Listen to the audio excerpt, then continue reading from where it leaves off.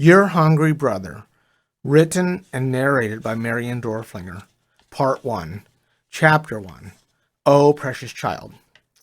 Jesus Christ stood before me naked and hungry, and he said, "Will you clothe me? Will you feed me?" And I said, "No," and closed the door. And from that time on, for 20 years, I always had I wanted to eat, and I always wore the finest clothing. And then I died. And at my death, I stood before a globe of light, as bright as the sun, as big as the sun, but not hot, just warm enough to be cozy and welcoming, like home. I stood outside in the darkness, and I called out, "May I come in?" And the voice of Jesus Christ called out to me and said, "No, but I will come out to you for a moment." And Jesus Christ came out to me, and he looked into my eyes, and he took my hands in his hands, and he looked upon me with such sadness that I had to look upon myself to see what could be wrong with me. And I saw that I was clothed in splendid clothing, and that I was holding a rope in my hand. And I looked to see what the rope was tied to, and there, tied up behind me, the rope was tied to 40 freight cars full of the juiciest and most delicious food in the universe, 2 carloads for each of those 20 years. And I said to Jesus Christ, "I can come in. Of course I can come in. I am dressed as appropriately for the party, and I have all this food to share with the other guests." And Jesus Christ wiped away a tear and said, "Oh, precious child, you do not understand. The only way to gain entry into this party is to come naked and empty-handed." So I said, "Can I strip off this clothing? Can I leave all this food outside and come in?" And Jesus said, "I wish it were that simple, but it is not. It is not the nakedness and the empty-handedness that counts here, but the knowledge that comes from being naked and empty. You see, precious child, nothing stands between you and the entry into the place of light. There is no angel with a flaming sword. There's no closed door. There's no barrier of any kind between you and the light. But before you can enter, you must know how to go about it. When I came to you naked and hungry 20 years ago, it was not me asking you to give me a gift. It was me offering to give you a gift, the gift of knowledge. My child, if you had given me one morsel of food, if you had dug to the bottom of your closet and found one ratty and ragged piece of cloth to cover my nakedness, then in one instant I would have imparted to you all the knowledge necessary to enter into this wonderful place, and there would have been no pain in the learning, only joy. I wept and I wept when you closed your door, not because I was hungry and naked, but because I could have so easily and so joyfully taken a burden from you, a burden that at that time was only as heavy as one morsel of food and one ragged piece of cloth, almost as light as air. And so I went away from you. I went away from your door, and for 20 horrible years, your burden grew and grew. You went to a dark place where your only comfort was to eat well and to dress nicely. And all that time, you made believe you were happy, when the true happiness was to be found in the outstretched hand of the homeless and the hungry. Ever once in a while, you would pray a perfunctory prayer and say, "Oh God, give me light." And I would say back to you, "The light you are asking for is shining in your hungry brother. Go and feed him, and you will see your way straight to heaven." But when you heard me say that, you put your fingers in your ears. And so I took the great gift that I had intended for you, and I went to your hungry brother, and I said to him, "Hungry brother, I have this gift that someone else refused. Will you take it?" And your hungry brother said yes. So I took him by the hand, and I led him to the top of a bitterly cold mountain. And he went willingly, and I said, "Be naked." And he stripped off his clothes, and he tossed them over the side of the mountain. And then I said, "Get very still." So your hungry brother sat cross-legged in the snow for 30 days, with his eyes closed and his hands open and palms up. His hunger burned. His hunger burned so fierce that he had hallucinations of food. And still he sat there, and he did not come down from the mountain to kill and eat, or to harvest grain, or to beg at your door. He waited. And as he sat on the mountain with his eyes closed, and his hands open, and all the anger he had ever felt in his life was burned out of him. He asked forgiveness for his every sin, and he forgave every wrong ever done to him. And one day, after his body had burned with hunger for 30 days, that fire died, and food became meaningless. When the fire of hunger burned out, a new fire sprang up, and it was a fire such as does not exist on earth, except within souls such as his. It was a fire such as you see before you now, a fire that does not burn hot enough to hurt, but only enough to make you feel warm and welcome. And I said, now go down off the mountain. And your hungry brother came down off the mountain, and from that time to this, he has joyously given away every good thing I have put in his hands.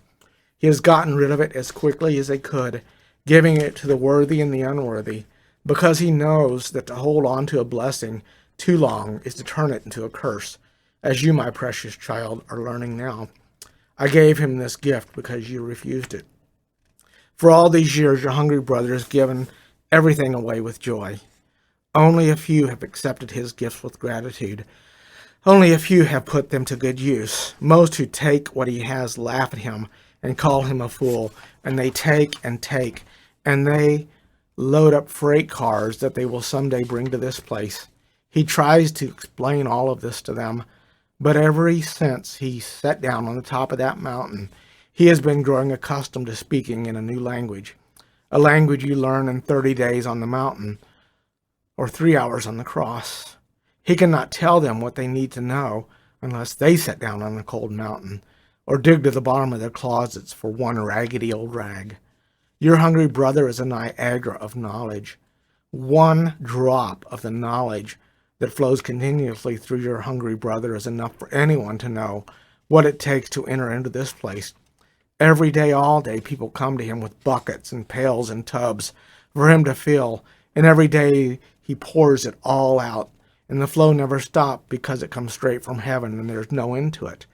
But tragically, only a few of those who come hold their buckets and pails and tubs right side up.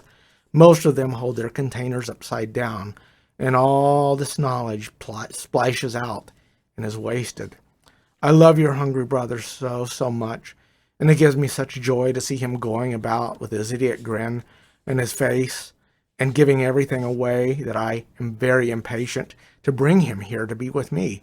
And every day I invite him to come, but he says, Lord, Lord, I can only take so much joy, and I am having so much fun going about naked and hungry and giving my food and clothing to people who have not yet learned that food is a burden and clothing only gets in the way. How could I stand to go where you are? It would just be too much happiness. Let me stay here all naked and hungry for as long as you can stand it. I know that most of these people find me amusing and that they cannot tell the difference between insanity and insight, but let me stay with them as long as I can, because every once in a while, one of them has a glimmer of understanding. And so, precious child, I have granted your hungry brother a very long life, but just before you died, I asked him to journey back with me to that day 20 years ago, when I came to your door looking like I was in need, when in reality I was bringing you a great gift. And your hungry brother lived inside of me, and he saw you open and close your door through my eyes, and now he understands the gift you received that was given in second hand to him. Your hungry brother feels very sad for you. When I told him that you would have to stand here dressed in your fine clothes, which you will find if you try to take them off are super glued to your skin, and that you will have to stand here with your 40 freight cars of good food, when the only ones allowed into this place are those who have gone naked and hungry long enough to know that food and dress are only distractions. He asked if he could take your place. He wants to stand here dressed in your clothes and tied to your burden of prosperity while you go under the light. But I told him no. I told him that you cannot enter until you learn, and that he cannot do your learning for you, no matter how badly he wants to. But your hungry brother is very persuasive. In his learning, he has learned how to change the very mind of God. So after much talk, he persuaded me to ask you to wait for him here. He says that when he comes, he will take your hand and lead you back through the portal of life and death to a world of great deprivation and much hunger, and great greed, greater than ever you saw on earth. Into that hellish world of hunger you will be born with all this great wealth that you stand with before me now. Into a world of beggars you will be born into royalty. Once upon a time, one rag and one morsel of food was a price for the knowledge that would have allowed you to enter into this place of joy. But when your hungry brother gets here to take you to this beggarly place, the price will be the giving away of all the wealth you possess now. 40 freight cars of the best food in the universe, in a world where one wormy mouthful is worth more than a life. You must give it all away when having it means everything. You must start out in royalty and make a king or a queen of every beggar in your new world while becoming a poorer and poorer person yourself until one day you shall be the only beggar. But to know hunger and deprivation and humiliation will not be enough. No, you must endure hunger and deprivation and humiliation until it all turns into joy. On that day, you find joy in being destitute. Then you will be able to enter here. I am going into the light now, and you must wait here in the darkness. Wait here until your hungry brother comes, and make your soul ready for the journey ahead. Be wise, my precious child. Be very, very wise. And in a lifetime from now, I shall welcome you and your hungry brother into the light with much rejoicing. Chapter 2, The Train Yard. Jesus Christ said these words, and then he turned his back on me and went away into the light. And the light went out, and I was in darkness. But not despair. No, not despair. What a kind creator of the universe, I whispered into the dark. He could have sent me to hell forever and ever, which is what I always believed happened to those who fall short. But instead, I only have to stand here in the darkness until my hungry brother comes. That's not so bad. But wait, it's not entirely dark. It is not entirely dark. And it wasn't. I looked all around me, and I perceived a very faint light, but I did not know where it was coming from. There were no stars, no moon, no artificial lights, and yet I detected light. And then I looked down at myself, and joy swelled within me. There was a very faint glow, and it was coming from inside of me. I shouted, I have light inside myself. My voice rang like thunder. It seemed to echo as if from the walls of the Grand Canyon. It scared me to hear my own voice sounding so powerful. It scared me so much I shut my mouth, and I was very silent. And then, wonder of wonders, I heard other voices, faint and far off. Other voices. I was not alone in the darkness. I looked in the directions from which I was hearing the other voices, and yes, I saw moving specks of light, little dots in the darkness. There were other people out there with me. Hello, over here, I screamed. I screamed it, and I screamed it, tossing my fears of my own echoes to the wind. I began to run toward those little specks of light, only to be brought up short by the rope I held, the rope that was tied to 40 freight cars of food. I opened my hand. The rope would not fall from my palm. It was stuck. I was stuck. I was stuck with the freight I had stored up on earth. I squatted down in the dirt and smacked my hand to my head. Damn this freight, I moaned. Why can't I get free of it? There are people out there, companions in the darkness, and they glow just a little like me. If we could put our light together, we might be able to see something.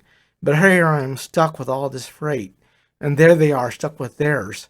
Why can't we get to each other? Damn, damn, damn, damn! Want to stop your moaning and get your ticket punched?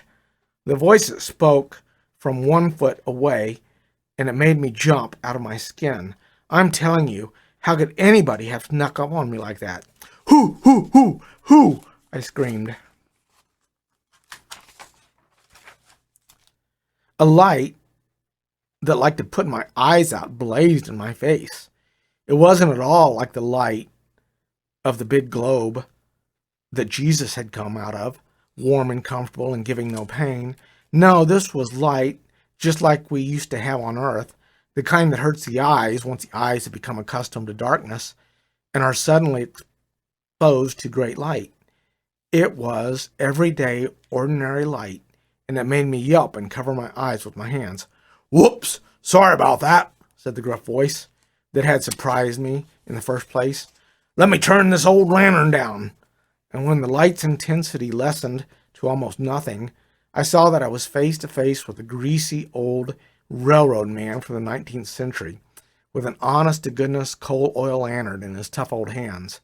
This guy was complete with a striped cap and a gold chain attached to a gold watch that was tucked securely into a vest pocket. "What's going on here?" I asked. "Are you some Wild West version of the devil?" He chuckled. "Nope. I'm just the switchman of heaven, and the locomotive will be along together in these 40 cars of freight in about a minute. Why don't you let me punch your ticket and cut you loose from that rope so you can be up on top of one of them cars as opposed to down here on the track when the locomotive gets here?" "I can get cut loose," I said. "I don't have to be tied to these cars until my hungry brother comes." "Whatever gave you that idea?" the switchman asked as he punched a ticket and handed it to me, and then took an old-fashioned barrow knife out of his pocket of his overalls and cut my rope as pretty as you please. About 6 inches of rope dangled from the palm of my hand, but I was no longer tied to 40 carloads of good food. "Our Lord said you had to wait for your hungry brother, but he didn't say you had to be miserable and unproductive for 50 years. I put the ticket in the pocket of my nice outfit, and I said, "What do I do now?" "I think you better scramble up on the side of one of them cars. You always wanted to be a hobo, didn't you?" the switchman said with a grin. "You got to stay with your load until you exchange your ticket for a bill of lading, and then you can go anywhere you want to go." "There's someplace else to be besides in the dark?" "Yep." "How will my hungry brother know where to find me?" "That's one of them mystery things," said the switchman, "but he'll find you." At that moment, the ground began to shake because a massive locomotive was thundering our way, and I ran as fast as I could and climbed up the side of one of the boxcars that held the freight I'd so foolishly carried with me into the great beyond. I was barely seated and holding on tight at the top of the car when the beam of the oncoming locomotive fairly blinded me. I smelled smoke and cinders and thought for a moment that I was indeed being tossed into the lake of hellfire and brimstone, as I had been taught would happen to me if I failed to fulfill my Christian obligations on earth. But no, in reality, it was just the everyday earthly smell of a train, like you would smell at the stockyards of Chicago, where tons of beef were being shipped to New York, or at any coal mine in West Virginia with tons of black fuel being loaded for factories all over the United States. It amazed me that everyday things from Earth were being used in the great beyond, but that was not as amazing as other things I would soon discover. The switchman did his magic, and the mightiest locomotive ever backed up to my 40 cars of freight, and I went bumping and bouncing down the line towards a great hub of light, regular old earthly light produced by regular old pole lights in the distance, that I soon made out to be a train yard. When I got close, I saw what I estimated to be 1,000,000 square miles of nothing but freight cars lined up in neat rows. Every string of freight cars had a sign on it giving the name of the person who had brought it with him or her from Earth. I have to admit right here to feeling a feeling that filled me with guilt. When I saw all those millions of freight cars and reckoned with the fact that every one of them was filled with delicacies and goods to make the mouth water, my very first thought was, man, couldn't I get rich if I could take all this stuff back to Earth and sell it? But my next thought was, man, that was a really stupid thing to let myself think. It was thinking like that that got me locked out of the globe of light. I'd better never think that way again. You know how on Earth when you do something wrong and you have to go to court or, God forbid, prison, and the judge and the jailer and the guards and all the bureaucrats running the show of the criminal justice system are rude and superior. Well, it wasn't that way in the train yard in the great beyond. There was no standing in line while some holier-than-thou clerk typed out documents as slowly as he could. There was no gruff, commanding voice telling you to stand over there and wait your turn. No, in the great beyond, they're nice, even to the failures like me. And I hope you don't laugh hearing me tell you this. I hope this doesn't clash so heavily against your lifelong conditioning of believing that offenders on God's turf get it even worse than offenders in Sing Sing or San Quentin, that you think you are reading blasphemy here, and it makes you feel like burning this book. I know it's hard to believe, but I'm telling you, it's true, that God's mercy does not stop at the grave. You really do get another chance to get it right. Of course, if you get it right the first time, the lessons are all learned in joy, and the learning is easy. Like learning all you need to know to see your way into heaven in exchange for one rag from the bottom of your closet and one morsel of food.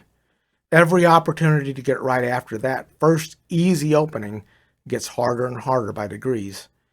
And those degrees are whoppers, like learning how to see your way into heaven in exchange for giving away 40 freight cars of juicy food in a world where one wormy mouthful is worth more than a life.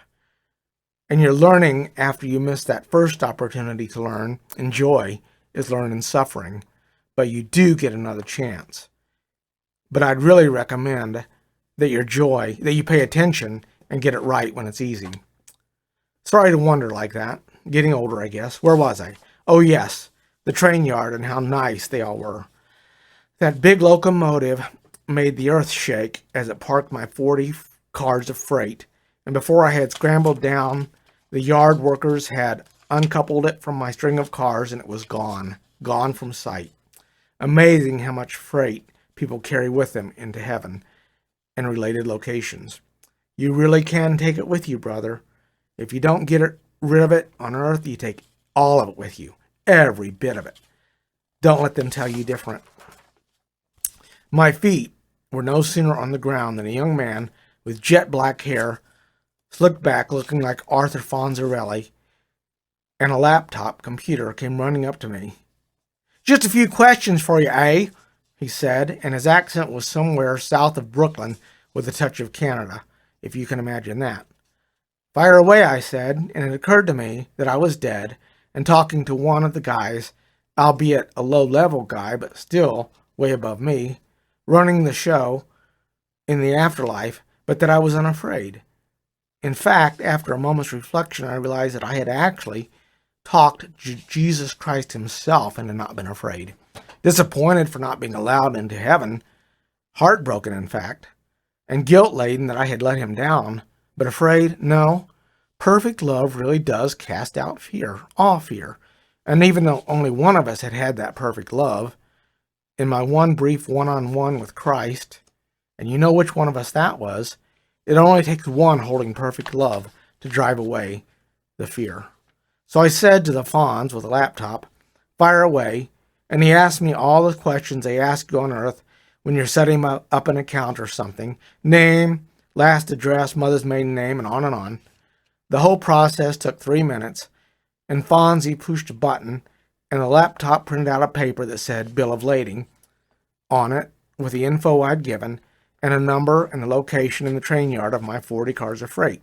He handed me the paper and took the ticket the switchman had punched for me. The switchman was doing double duty as a conductor. "Take this away someplace safe, eh?" said Fonzie. "But I don't think anybody's gonna steal it from you, eh? When your hungry brother gets here, you take the bill of lading to the main terminal, and they'll tie that piece of rope dangling from your hand back onto the piece that's attached to your 40 carloads, and you'll be good to go." "How do you know about my hungry brother?" I asked out of curiosity. "Ain't no secrets up here, eh?" said Fonzie. "Have a nice day, eh? And a nice 50 years, too." And he left. So there I stood, a detached soul with 6-inch length of rope hanging from my hand, and a bill of lading for 40 loads of freight I had to get rid of in the pocket of my designer outfit, that was super glued to my body, and I took one moment to allow a worrisome question to form in my mind. How am I ever going to take a shower? And then I started looking around for a few other souls to compare notes with. I was never a people person. If I had been, I would have let Jesus and fed Jesus when he came to my door, disguised as a person in need, and I'd be reveling in the light of heaven right now. So I wasn't looking for a crowd, just one or two other folks in trouble to talk things over with, but there was nobody in sight. Fonzie and the train yard workers were probably miles away, taking in freight from another solar system or maybe just Hong Kong. Things run to excess there too, I'm told, the rich getting richer and the poor getting poorer, and never the twain shall meet, just like in the USA. And the pole lights that lit the train yard made it impossible to make out the faint light glow of folks like me wandering around the dark of purgatory, for I guess that's where I was. So I did what people always do when they're directionless. I just started walking and hoped I'd find somebody to help. Chapter 3. The Rustic Cabin in the Woods. Darkness, darkness, darkness. May I someday find a place where darkness does not exist. In the old days, when I was alive, the darkness could be nice, a good time to sleep. But brother, up there where it's eternal and thicker than sludge, it gets awfully old, awfully quick. And I walked what felt like 1,000,000 miles in the darkness once I got past the artificial light of the train yard, with only that faint glow that was, miraculously, coming from within me to guide me over what was either a rock-strewn trail or a dry stream bed. My vote was for the rock-strewn trail, because trails mean people, and I was getting awfully lonely in the dark. But not afraid. That's the part that still blows my mind when I look back on all that. No fear in all that strangeness. I'd met Jesus, and he had not left me without hope. I was about to meet somebody who would say something about hope, but I'll let him put it his way. Meanwhile, I was walking in the dark and finding nothing and getting tired. So I tried prayer. Now I hear a screeching coming from the well-dressed leaders of organized religion of the earth, where it is insisted that a soul that was not allowed in the place of light can still pray. They say you cannot pray if you don't go to heaven when you die. Well, those well-dressed leaders had better strip off those nice clothes and sit naked and hungry on a mountain for 30 days before they tell me that even a lost soul can't pray. Yeah, brother, I got down on my knees in the darkness and I prayed. And can you believe it? The second I got, "Oh Lord," out, I heard singing not 100 yards further along my rock-strewn trail. Singing. Well, sir, it wasn't church singing or heavenly choir stuff. It wasn't even particularly good singing, but it was human voices trying to carry a tune, and it made me feel good. What tune? Everybody asked me that. Home on the Range. I got up off my knees and looked hard in the direction from which the singing was coming. I made out a rectangle of light. The rectangle was a window, and the light was being admitted by a gathering of a cluster of people who contained within them just a glimmer of light, such as I had discovered within myself.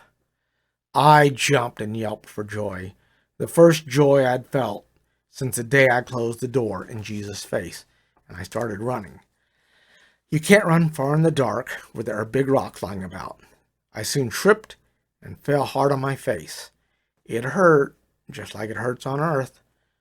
I don't like pain, and I was never very good at being silent when I hurt. I'm a very vociferous complainer. So when I fell and my face smacked into the earth, I let out an awful string of profanity. I let it out in loud, clear, and precise English, and it seemed to go on for a long time before it came to me that the mouth that was presently polluting the atmosphere had very recently spoken to Jesus Christ both face to face before the globe of light, and then just seconds ago in the dark on my knees, with the hearing of the singing coming in answer to my prayer before I'd even finished praying. And now that same mouth had taken the Lord's name in vain 26 times and threw in the F word at least twice. I shut up, probed my bloody nose with my fingers, and concluded that I was in exactly the place where I belonged. And then I realized that I no longer was hearing the sound of singing. That sound had been replaced by the sound of feet walking over rocks in my direction.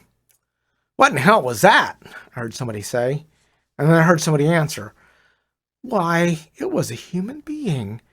And there's their light over there on the ground." By the time I got to my feet, a semicircle of 3 men and 1 woman were standing around me. Every one of them had a faint but pleasing glow of light, just like mine, shining from within them. And with all 5 of us congregated like that, we could see each other pretty well. I was overwhelmed, and my loneliness disappeared. I actually wept and started hugging them one after another as fast as I could, for fear it was all a dream and that they'd vanished when I touched them. But they did not vanish. They just laughed and hugged me back and gave me hard, thumping claps on the back. "Yeah, we're real. We're all real here," said the friendly and laughter-laced voice of the old fellow with the snowy white shoulder-length hair and a long curling mustache and a Wild West buckskin outfit. "You just hang on to us as long as you need to believe that we ain't gonna vanish. I know just how you feel. I've been here since 1910, and I still haven't forgotten the feeling that people wouldn't be real once I touched them." The woman was dressed like a working girl in poverty. I'd seen a lot of them in my lifetime. Of course, back then, I was really good at making my eyes glaze over like I wasn't seeing them. And I might have even seen her a time or two. Back then, she had been a heroin hooker, but here she was my sister. Her voice was scratchy, like she'd smoked herself to death. "Hey, babe," she said. "You're gonna be all right now. Come inside. We're cooking buffalo meat. Buffalo meat. Now, ain't that a hoot?"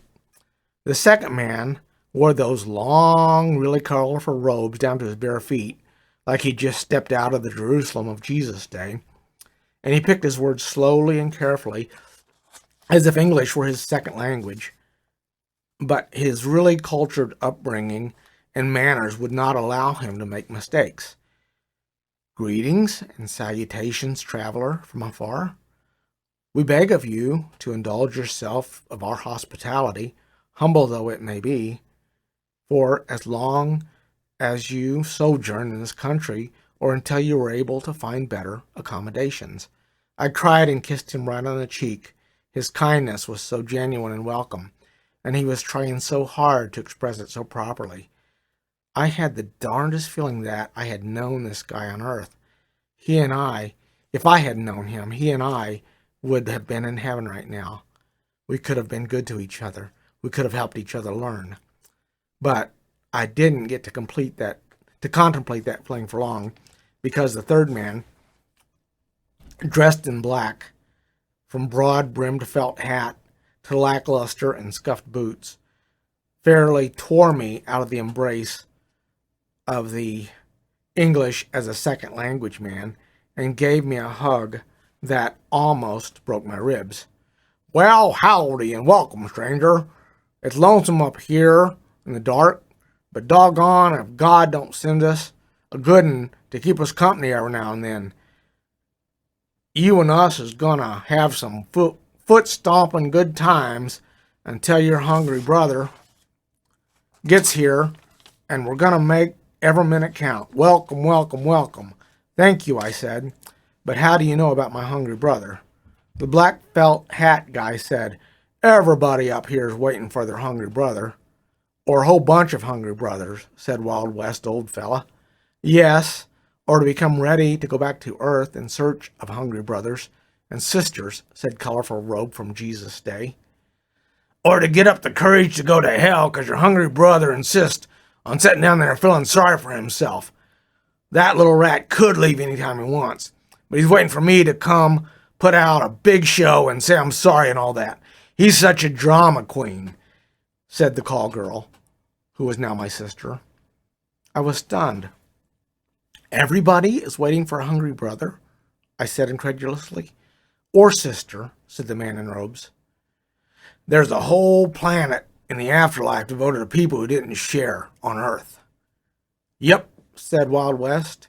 To the people who don't share, to the people who took and didn't give back, and to the warehousing of all good things you carried with you into this life, you should have been begging people to take off your hands. I've got 1,000 boxcars of prime buffalo meat to get rid of myself. 1,000 boxcars, I shouted. How can you stand it? I've only got 40. Wild West man looked sad and smoothed his mustache down. Yep, he said. I'll still be here long after you're gone, and to think I've gotten rid of it all in one day if some certain people had chosen to forgive me. But we'll talk all about that inside. Come on in and have some supper with us. My stomach rumbled at the mention of supper, and I was shocked to realize you can be dead and hungry at the same time. So many surprises in the afterlife. So I walked into a rustic little cabin in the woods in the afterlife with my 4 new friends, and with the feeling that God, or dumb luck, had given me a family in the darkness. Chapter 4, The Big Talk. Have you ever walked through the door into your home with a terrible hunger burning in your stomach to feel your nostrils being bombarded with the smell of delicious food, cooking and ready to eat? Oh, it's lovely on earth and it's lovely in purgatory. I'm betting that there is something even better in heaven, and I intend to find out someday. But for now, I revel in the memory of walking through the door into the cabin and smelling cooked buffalo meat. Oh, wonderful. Isn't God good that he chooses to send you friends in dark places? It wasn't long before we were all seated at a long plank table, devouring the succulent buffalo meat and making proper introductions and swapping stories. What's your name, pard? Mr. Wild West asked me, and I told him. And yours, I asked. Why, I'm Buffalo Bill Cody. I was kind of stunned. It's cool to meet a celebrity on Earth, and being conditioned to feel that way, I still found it cool in purgatory. Can I have your autograph? I said. Buffalo Bill chuckled. Sure, he said, if you can find a piece of paper and a pen up here. The only people we've ever had available to us in this place is in the preacher man's Bible, and we ain't going to use the Bible for an autograph book. I looked right at the man with a broad-brimmed hat, all dressed in black, because I knew as soon as Bill used the words preacher man that this guy was an old Methodist circuit-riding preacher from some hilly part of America in the deep South. You've got a Bible? I asked in disbelief. He held up a well-handled Bible. It was bound in black leather, and it had gold lettering on it. King James Version, he said proudly. How'd you get a Bible into purgatory? I asked incredulously. Well, I walked right into the darkness with this Bible tucked under my arm, said Preacher Man. I had every word of it memorized, and I still hadn't lived according. Can I hold it? As long as I live, isn't that an odd thing to say when you're dead? I will never be able to plumb the depths of goodness that must have been living inside the preacher man in the moment he handed me that Bible. There he was, the owner of the most precious possession in the world we all currently inhabited, a book of truth and light. I know there are warehouses of Bibles on earth that never get read, but the supply and demand in purgatory is different. And he just handed it over, as casually as you please, when I asked for it. I took that precious, precious thing into my hands with tears standing in my eyes, and I handled it as gently as a mother would handle her child. Do you really believe that if we had followed the words in this book, we would have been able to go in the place of light? I asked. The preacher man nodded and looked sad. Yep, he said. You could have gotten into light by living like you took the words in this book literally, instead of pretending that you believed them and proving in your life that you didn't take them seriously at all.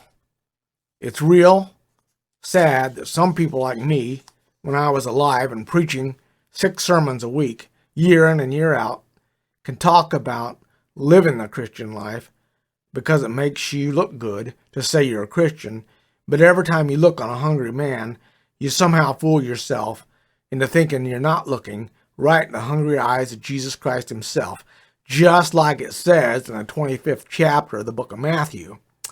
I opened the Bible to the chapter the preacher had mentioned.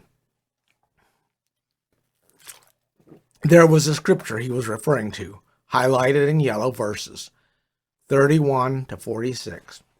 I'd read them before back on earth, but I really wanted to read them now.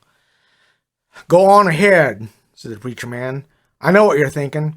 Everybody reads them words the first day they come here. It's a ritual, a rite of passage. So you go on and read them right out loud. We'll all sit right here and listen. And so I read Matthew 25, verses 31 to 46. The words that would have gotten me into heaven if I had taken them seriously. Right out loud with my friends in purgatory, listening to my voice, and the way it cracked every now and then as the power of the words hit me like never before. When the Son of Man shall come into his glory, and all the holy angels with him, then shall it be that he'll set upon his throne in glory. And before him shall be gathered all nations, and he shall separate them one from another, as a shepherd divideth the sheep from the goats. And he shall say to the sheep on his right hand, and the goats shall be set on his left. Then shall the king say unto them on his right, Come ye blessed of my Father, inherit the kingdom prepared for you from the foundations of the world. For I was hungry, and you gave to me. I was thirsty, and you gave me to drink. I was a stranger, and you took me in. Naked, and you clothed me. Sick, and you visited me. I was in prison, and you came to me. Then shall the righteous answer him, saying, Lord, when saw we thee hungry, and fed thee, or thirsty, and gave thee to drink? When saw we a stranger, and took you in, or naked, and clothed thee? Or when saw we sick and in prison, and came unto thee? And the king shall answer and say unto them, Verily I say unto you, inasmuch as ye have done it unto one of the least of these my brethren, ye have done it unto me. Then shall he say also unto them on his left, Depart from me, ye cursed, into everlasting fire, prepared for the devil and his angels. For I was hungry, and you gave me no meat, thirsty, and you gave me no drink, a stranger, and you did not take me in, naked, and you did not clothe me, sick and in prison, and you did not visit me. Then shall they also answer him, saying, Verily I say unto you, inasmuch as ye did it not to me, of the least of one of my little ones, ye did not do it to me. And then they shall go away into everlasting punishment, but the righteous into life eternal. I finished reading those words, and my voice seemed to boom back and forth off the walls in the little cabin before fading away. I closed the Bible, and I gently pressed it against my forehead and wept. Powerful words, ain't they? And they'd have gotten us into the light if we just acted like we believed them, said the preacher man. Of course, we could have gotten into the light even if we'd never heard them words. The Bible ain't the only place where you find the truth. Why, if we just stood on the streets of any city and looked upon our hungry brother with clear eyes and open mind, we'd have heard the very voice of God saying, Go feed him. And we'd have had all the truth we needed to find the light.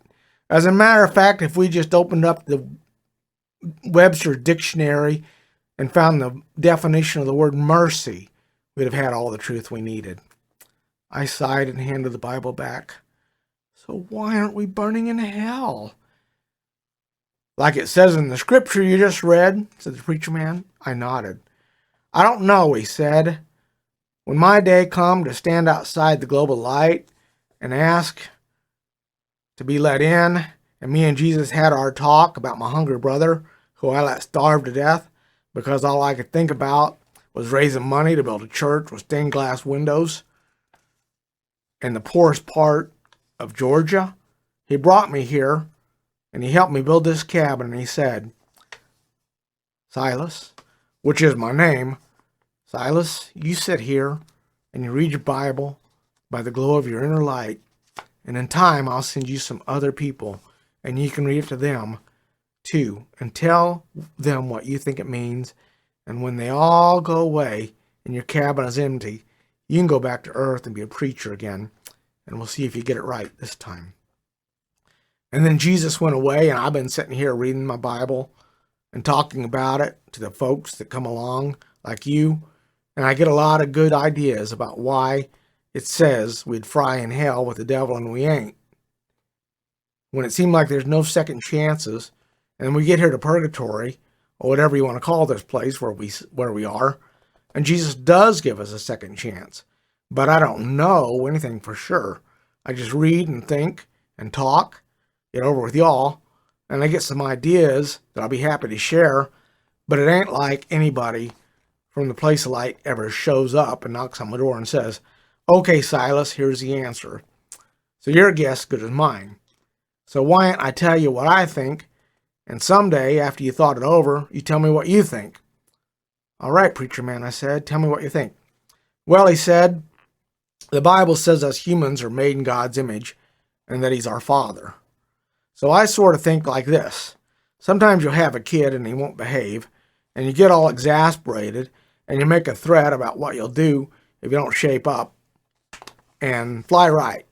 And then the kid crosses the line again, and you get all set to do something drastic, like you said you would, but you love this kid so much that you repent of the big threat you made, even though you meant it when you said it, or thought you did when you made it, and then the kid gives one signal that he's sorry or scared, or maybe willing to learn his lesson without you doing the thing that you said you would, and that's all you really wanted in the first place. So you punish the kid in some other way than what you said, but it's a lot less painful, but just enough for the kid to learn what he needs to know. So hell was a big deal, the ultimatum. God swore he'd lay on us for not feeding the hungry. But then we got here and stood outside the globe of light and asked to be let in. And us asking for mercy when we deserve justice made all the difference in the mind of God. So he sent us all here to the little cabin to think and talk and wait for our hungry brothers, instead of giving us eternal damnation. You're saying that God is capable of changing his mind, I said, even after he says something and it gets written in the book? That's my best theory, said the preacher man. I put my chin in my hand and I said, and thought about things for a second before I said, so death isn't the end of mercy, even though God says it in the Bible. If that's true, if there can be redemption even after death for sinners who let their brother starve, then what do you have to do to go to hell? How bad do you have to be to go to hell? I'd like to be the one to answer him, said the girl, who looked like a ragged hooker. Before Preacher Man could respond, I looked at her and her eyes were burning with an unbelievable intensity. I felt a sudden leading to stand up and reach across the table and shake her hand. Her grip was sandpapery and strong. I don't believe I caught your name, I said. She smiled a lopsided smile that was kind of sad and kind of grateful and said, Cassie Brown. Pleased to meet you, Cassie. Thanks. I sat back down and folded my hands. Okay, I said, I'm ready to listen. How bad do you have to be before God actually does make good on this threat and send you to hell? She sighed, and I read the face of a woman steeling herself to say something painful. You have to be as bad as my hungry brother. I was shocked. Your hungry brother is in hell? She nodded. It's the kind of thing you gotta hear 2 or 3 times before you can believe it, ain't it? I stepped back with mouth agape. You've got to be kidding, I said. I know what you're thinking, babe, she said. You're thinking my hungry brother is a lot different from your hungry brother. Well, that's exactly what I'm thinking, I said. Well, if money meant anything up here, I'd bet $1 million that you're wrong. I'd bet our 2 hungry brothers are a lot alike. Generous, noble, sweet, always putting others first. You had a hungry brother like that? I did, and he's in hell? He is. Oh, please tell me how this can be. Okay, she said. Let me ask you a question. Have you ever hated yourself? Well, I said, I probably will, once I really think about all the people who did without the things that were supposed to have been theirs in my past life, and I didn't share, and all the suffering that caused them. But I got awfully good at not thinking about that. So it'll take a while, and I'm sure I will hate myself, but no, I've never hated myself, Cassie. Well, said Cassie, back in the good old days, when my destiny was in my own hands, and I could have so easily made the decision to live my life in such a way that would have opened the gates of heaven for me and my hungry brother both, I hated myself. Well, in a way that makes you more noble than me, I said. You're just thinking that way, and you'll be in heaven before you know it, babe. You're right. In a way, I was really noble. If you've done things that you are ashamed of, and you're really, really sorry, God can turn it all to good. Good can come out of evil if your heart gets right. But you see, babe, my heart wasn't quite right. It was just a little wrong, and I chose to let it stay that way. And that little difference between right and wrong, and my choice to let things go on that way, made the difference between heaven and hell for my brother, the sweetest guy who ever lived. Man, Cassie, I said, I'm hanging on your every word. You're really sweet. Here's the difference between almost having a right heart and going all the way into having the right kind of heart. And it's not complicated. When I came to see how awful this thing was that I'd done, and we don't ever need to talk about exactly what that was, I could have so easily gotten down on my knees before God and before those loving people whom I'd hurt so much and just begged forgiveness. And they'd have all forgiven me, so readily forgiven me, and taken me in and helped me find healing and a way to give meaning to all the suffering that I'd created. And that all the evil would have been turned into something so good and so beautiful that everyone involved would have looked back on all the mayhem and chaos and say, I'm glad we went through that, because look at all the good that grew out of it. And babe, you can believe this, you can call me a liar, but I knew good and well that I could have made all those good things happen to make up for the one bad thing I had done. I knew it as clearly as if the Holy Spirit himself had whispered it into my ear, which I think he did. But I had this one little thing inside my heart that made my heart just a little bit wrong instead of all the way right. And that one little thing was pride. Think about that, babe. One little word, 5 letters. And I sent my hungry brother straight to hell. I didn't want to get down on my knees and beg forgiveness of the people I'd hurt and of God. I didn't want to accept their forgiveness, and I didn't want their help and God's help in turning evil into good. No, sir, I said to myself. By the gates of hell, Cassie, you've done wrong and you got to suffer. You've got to punish yourself, and you got to punish everybody that loves you enough to offer kindness and redemption and a way out of the darkness that you put yourself into. You got to punish yourself till you're alone and in hell. Oh, I knew a kindly Christ had died to pay for my sins, and I hated him for it. I felt like in offering me a free gift of salvation, he was taking something away, my pride. I rejected salvation because I knew good and well that I had sinned, and I didn't want anybody paying for my sin but me. I wanted to pay for my own sin. But babe, you can't pay for your own sin. You can't suffer enough to make things right. The suffering just makes it worse.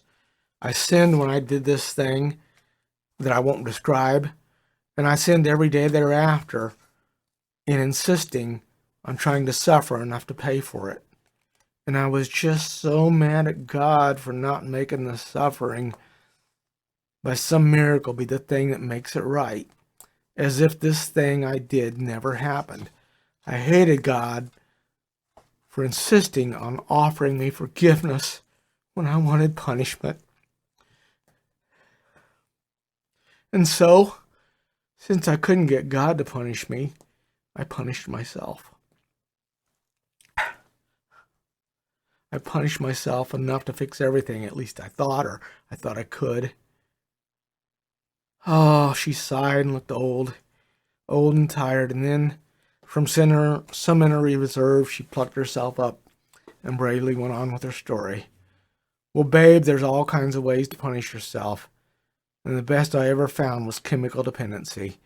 It's just great for inflicting long, gashing wounds that keep your soul bleeding into the gutter. What a sweet way to suffer. Heroin and meth and crack and all the rest of it. With drugs, you can pretend that the highs are fun, and you can convince other people to get high with you and be trapped for life. Ah, babe, what a great and silly way to hurt yourself in an attempt to pay for your original sin by doing things to make yourself feel even more guilty. You really can reach a point, babe, where your only pleasure is someone else's pain. And the more those people trust you and love you and try to help you, the more pleasure you get out of hurting them. I got to that point, babe. If you ever have a good day once you become a heroin hooker, and if you haven't guessed by now, selling my body for drugs was so painful to my body and my dignity that I just had to do it even before I was out of money. It comes one morning when you've slept so long the drugs have worn off, and in a moment of clarity you look to the mirror and you say, Cassie, are you getting tired? Would you like to take the easy way and accept forgiveness for free? I had a day like that, babe, just before my hungry brother came along. What did you say back to yourself, Cassie? I asked with bated breath. I said to myself, yeah, I'm tired and I've almost had enough. Just a little more self-inflicted suffering. Just a little more punishment. And I'll let somebody save me. So that's a good thing, right? I said. No, babe, that's not a good thing. When a drug dealer says just a little more about anything, they're lying to you. There's never just a little more with a drug addict. With a drug addict, there's never a limit. There's never a particular date on which you will change. There's just always a vague and undefined someday when a drug addict will change.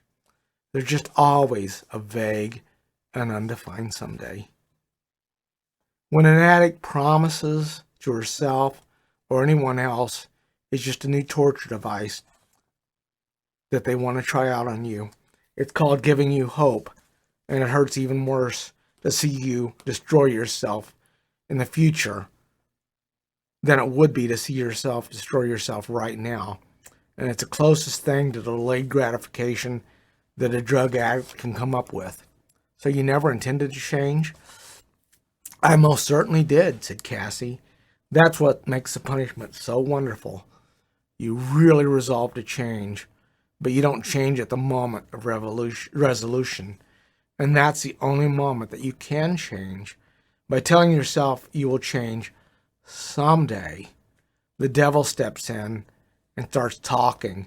And by the time that someday comes, you don't change because you listen to the devil. And you think, well, I'll just have another someday. Ah, you should have seen old Cassie suffer.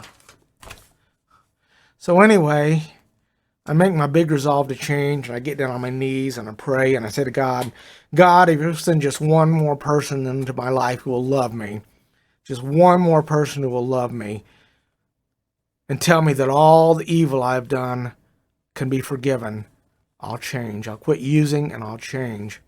Yep, I said that, babe. And then I put it on my head and got as high as I could for about a month. And then one night in August, it's 3 a.m., and I'm jonesing, and none of my junkie friends have money enough to give me in exchange for a lay for me to get high. Let's face it, babe, they ain't my friends anyway, and everybody really knows it. So I'm just walking up and down any old street I can find, and I look and I see a light on in this little apartment, and I walk right up and pound on the door. When Cassie got to that point, I caught my breath and felt a shock because I knew what she was about to say. She saw an understanding passing between myself and her, and she said, "That's right, babe. I can see that you just figured it out. The apartment light was on because God Almighty was answering my prayer. He was giving me that one more person to love me. And yeah, the man inside that little apartment was my hungry brother. You're hungry, brother? Yep, said Casey. And he tried to save you? Oh, he did, said Cat. And you didn't? No, didn't stop using like I'd promised God I would if I met one more person to love me. Instead, over the course of a year, I made life hell for that young man who had a pure heart that was full of love for everything. She started crying. I got out of my chair and walked around the table and hugged her big time, and she clung to me. Between the sobs, she said, I don't gotta give you all the details, babe. It hurts too bad to tell the story. But believe me, you can go to any Al-Anon meeting or back on Earth, and you'll hear some variation of this story. My hungry brother tried to save me, and I kept trying to get him, and I kept getting him to give me money. And the harder he tried to save me, the deeper I got into it. Thanks for the hug, babe. You can take your seat now. I felt like a mechanical man walking back to my chair, and one thought kept repeating itself in my mind. Her hungry brother tried to save her, and now he's in hell. The man who wore the Jesus-era robes came up with a hanky from somewhere, and Cassie blew her nose. And then she went on with her story. So, babe, this sweet guy who was so generous and kind could have been the best thing that ever happened to me, and all I had to do was choose to let him be. But I made the wrong choice, babe. I chose to make him into something bad for me. I took his money, and he maxed out his credit cards. Then when he had no cash to give me, he started doing sick favors for the scumbag drug dealers that I had business with. And in the end, it all drove him insane. And one night at 3 a.m., I call him up and ask him to give me a ride from one drug house to the other. A really bad feeling came over me, and I braced myself. I'm reading the truth in your eyes, babe, Cassie said. You know what happened, don't you? Your hungry brother committed suicide, and that's why he's in hell. Yep, bingo, said Cassie. It happened like this, babe. He shows up at the first drug house, and I come out and ask him to drive me to another, but I don't say. I had sex with every lowlife in the house for drugs, and now they're tired of me and won't give me any more stuff. But there's another house on the other side of town where a bunch of other guys will give me drugs for sex. No, babe, I didn't tell my hungry brother the truth. I make up a lie and convince him that everything's really good and noble is going to happen, and he'll just give me a ride. It'll all be okay. I tell him I have a sick friend who needs me. But even innocent guys can get jaded if they go hungry and the wrong reasons. And my hungry brother had had enough of my lying, whining, begging, demanding, etc. And he taken one look in my eyes and he says, Cassie, I'm not driving you across town to another drug house. I'm taking you to rehab. And I say, but I'm not using, sweetie. I'm just helping people like you like to do. You want me to help people? I feel like throwing up just remembering that I said that to him. And he says, Cassie, you're a liar. And I say, no, I'm not, sweetie, and I'll prove it to you. You just drive me across town to that house where my sick friend is, and I'll be in and out in 5 minutes. And you can drive me anywhere you want, even to rehab. And hope springs up in his eyes, and he says, you're not kidding this time, are you? Oh, babe, I remember the hopes in his eyes, my hungry brother. I wish I could go back and take his hand in mine and say, all right, hungry brother, you got me. I was going to have you drive me across town to get high, but you're too sweet for me to lie to anymore. Take me to rehab. I'm ready. And if you want me to, I'll marry you. Oh, she sighed. Yeah, I should have done that, she said, but I didn't. I just said, I was lying to you all those other times, but now I'm telling the truth. And he drove me across town to his death. All the way over there, he talked and talked about how proud he was of me for finally turning over a new leaf. And I got sicker and sicker in my stomach because I knew something really bad was about to happen to him. But I didn't backtrack and tell him the truth, because hurting people was such a part of the fabric of my being. One part of me was in love with my hungry brother, but another part loved seeing them suffer. We got to the drug house, and the place fairly reeked of what was going on inside. And I start to get out of the car, and he reaches out and takes my hand, and I look into his eyes, and he looks crazy, and he scares me. Cassie, you're really telling me the truth this time, aren't you? You're not here for drugs? Scout's honor, I say. You'll see your sick friend and be back in 5 minutes? Swear to God, I say. You know, I believe in God, and that those who aren't hollow words to me when you say them. He says, and I'm all fascinated staring into his crazy eyes and wondering how often I look like crazy to people. And I'm also impatient because I really want to go have sex and get some drugs. And I feel those two feelings at once, and I'm getting crazy because he's crazy. And in a flash, he figures out that everything in my mind, and he lets go of my hand, and he settles back in his seat. Then, from somewhere, he produces the biggest handgun I've ever seen. From her description, it was a Colt Frontier 45 single action, said Buffalo Bill. Yeah, said Cassie. And he's holding this big gun, and he says, 5 minutes, Cassie. And then I blow my brains out. If you want me after that, you'll have to come to hell to find me. Oh, I know he means it. And everything indecent inside me screaming that I should tell him to toss the gun away. For heaven's sakes, drive me to rehab and marry me and give me babies, and all the bad stuff will be like it didn't happen. But I say, by God, if he wants to suffer that much, I'm willing to let him.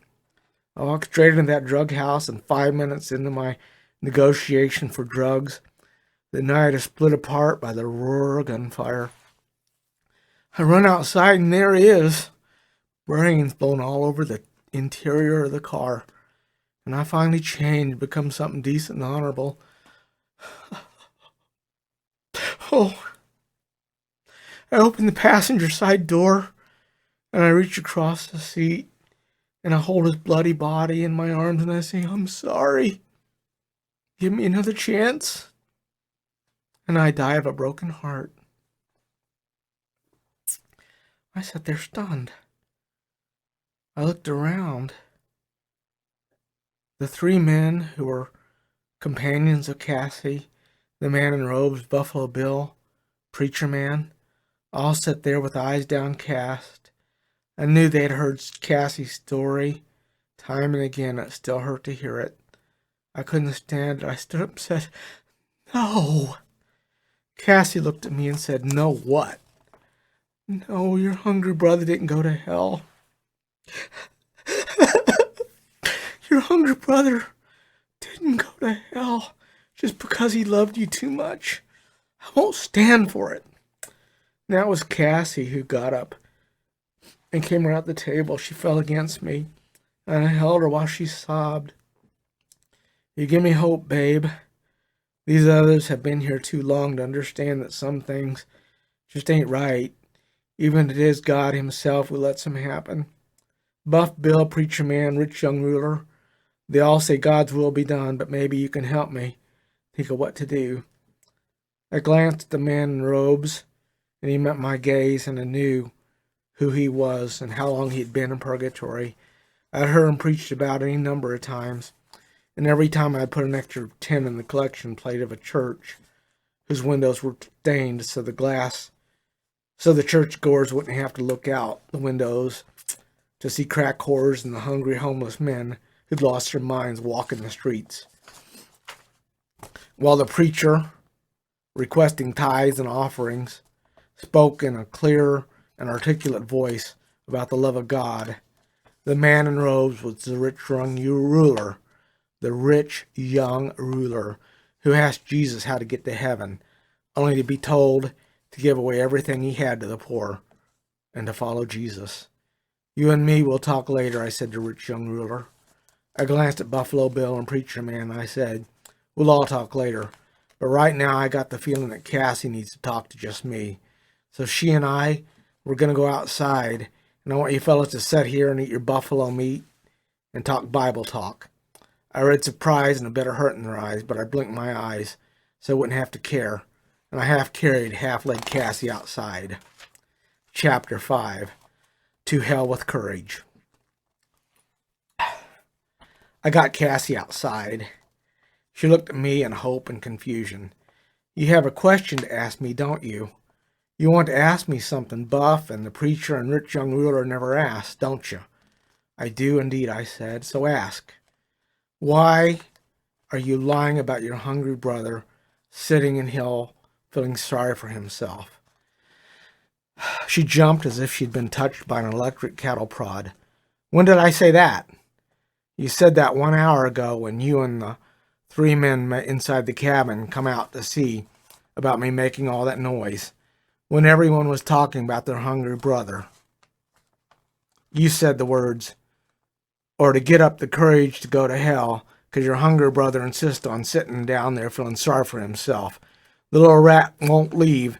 He could leave any time, but he won't leave, because he wants me to go down there and put on a big show and say I'm sorry. He's a drama queen. I said that, said Cassie. You did, girl, and it's a lie, and I can see through it. Our 3 friends who are eating buffalo steak right now couldn't, because they come from a better time when people weren't such good liars. But you and me, Cassie, we come from the year 2000 and something, where everybody knows how to lie. She hung her head. Okay, babe, you got me. My hungry brother ain't sitting down in hell feeling sorry for himself. He's sitting down there waiting for me to come and get him, to prove to him that I love him as much as he loves me.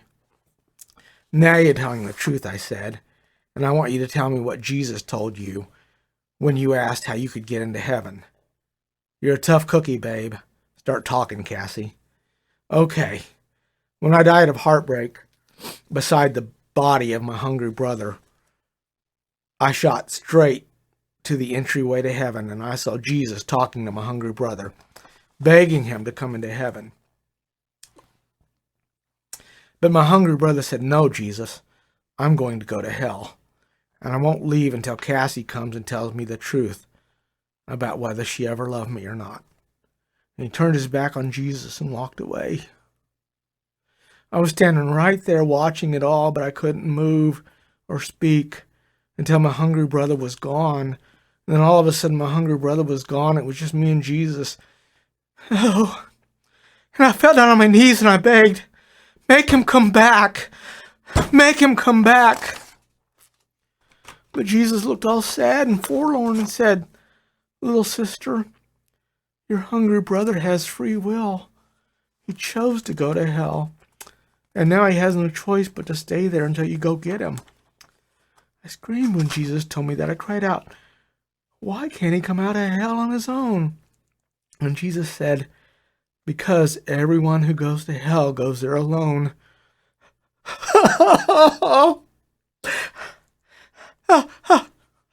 And the only way out of hell is to believe you're not alone. Your hungry brother can't leave hell until someone is holding his hand and leading him out. And I jumped up and I said, well, it's easy then. I just have to go get him. And Jesus said, it's not easy.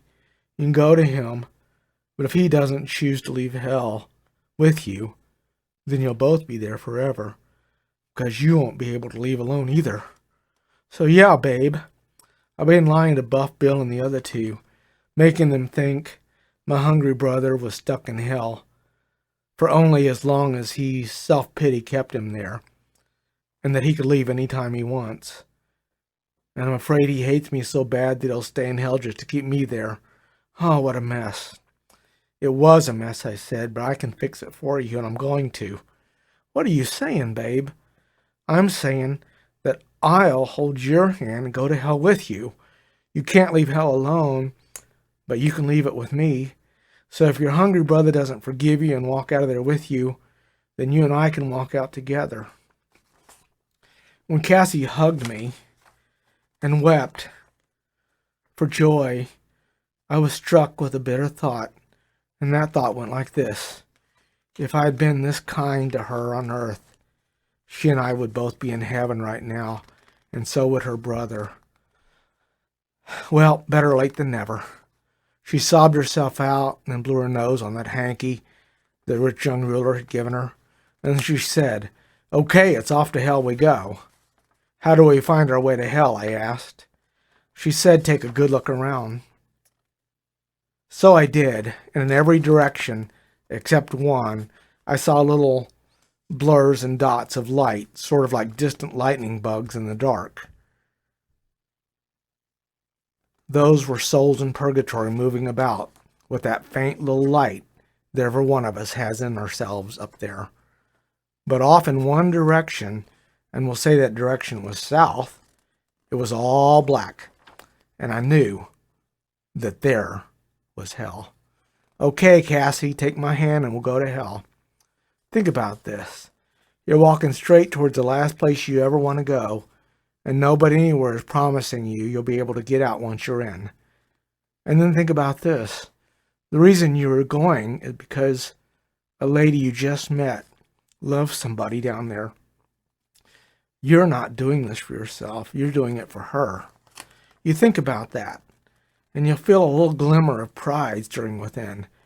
And if you know your Bible, you soon find yourself quoting all those verses about pride going before destruction, and all of a sudden, you're certain you want to be able to walk out of hell once you walk in.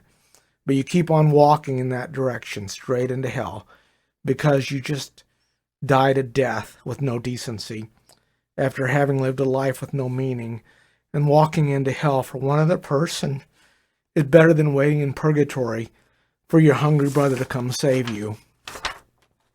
No, you're not waiting for somebody to come save you, because you're being the savior today.